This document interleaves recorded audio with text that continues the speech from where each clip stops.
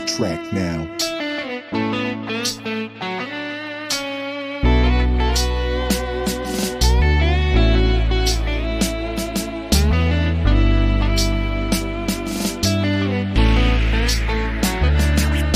Landas na tinatahak ko noon, mga baligali na tinutuwi ngayon. Inilagay ko sa kahon at sa di mo pinaon, kasabay ng paglipas ng panahon.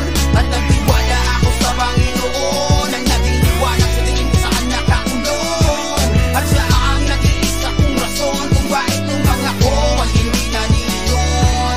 Sa lahat ng dinaanan, sa lahat ng tinapakan, di ko lubos maisip ang aking pinanggalingan. Produkto ng trahedya ng isang taong lansangan, mabait na nakaraan na hindi ko matakasan. Sumasalimin sa isipan ng mga nagawang kasalanan, kulungan na sa akin ay nagmimisulang tahanan. Nawalan na ng pag-asa, pangarap ng mga nasira, buhay na nasagin sa pag-ibig na ngunila. Landas na sinundan na dun pala ko masisira. Diyos ang aking sandigan sa aking pakikiligma, kaya't kasama ko siya, karamay ko siya saan man ako magpunta. Makapangyarihang salita, ako'y binago na niya, pinalayan na niya, hinugasan na niya, pinunasan na niya, tinuruan niya pa, binihisa pa niya, pinakain niya pa, sinamahan pa niya, salita niya na nasa Biblia. Sa piling ng presensya ng Diyos sa aking Ama, Espiritu Santo madarama, basta't malakas ang pananampalataya. Landas na tinatahak ko noon, mga baligali na tinutuwi ngayon.